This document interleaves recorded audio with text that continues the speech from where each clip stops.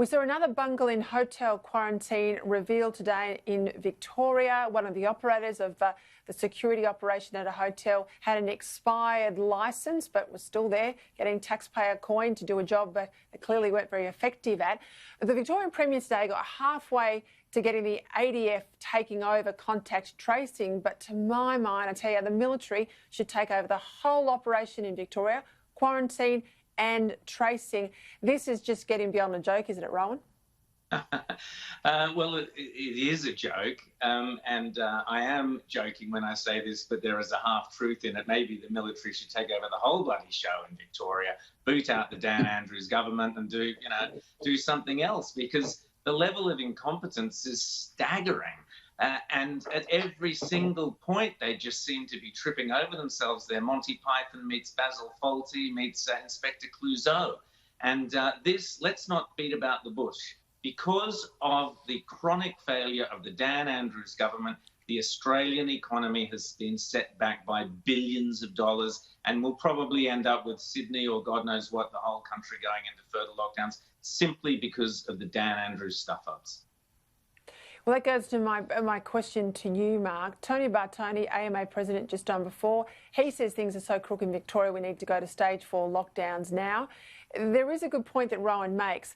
The last financial year, Victoria in growth terms was 40% of the national economy. I can't see Victoria getting out of this mess unless something dramatic changes. The army comes in or we go to stage 4. What do you think? Well, the numbers aren't growing exponentially.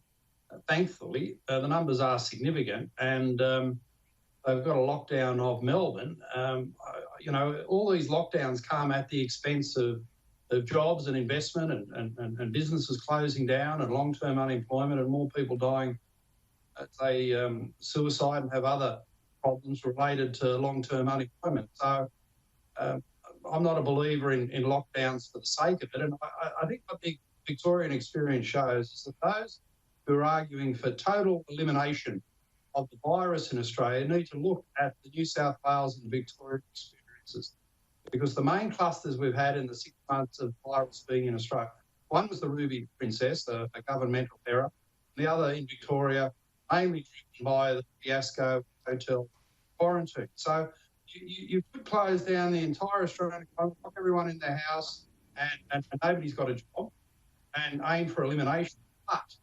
But it only takes one human error, one governmental error, and you've got the virus back growing in certain communities. So it is an unattainable goal, a pipe dream.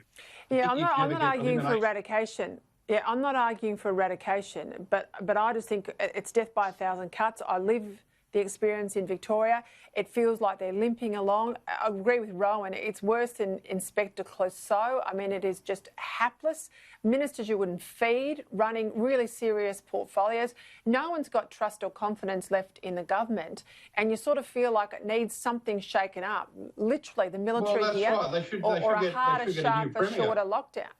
Yeah, well, it's 2 years away, fixed terms. People running the system, but at the same time, 2 years away, fixed terms. Yeah, I know, but at the same time, there's some people out there, haters of the private sector, haters of employment and investment and the successes of market capitalism, who want to use this virus as an argument to close everything down in the name of elimination. I'm just saying, after 6 months, we should learn from the experiences in New South Wales and Victoria and reject totally this argument that's out there about aiming for elimination when it's a pipe dream.